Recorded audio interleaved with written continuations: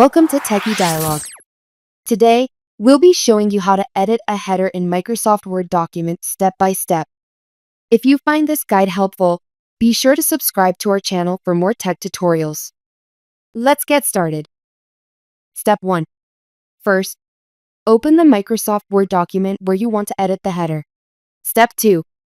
Go to the top of the screen and click on the Insert tab in the toolbar. Step 3. In the Insert tab, click on Header, then select Edit Header from the drop-down menu. Step 4. You can now add or modify the text in the header.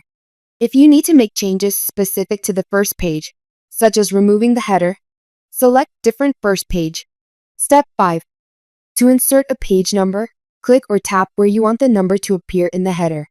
Choose Page Number and select a style that suits your needs.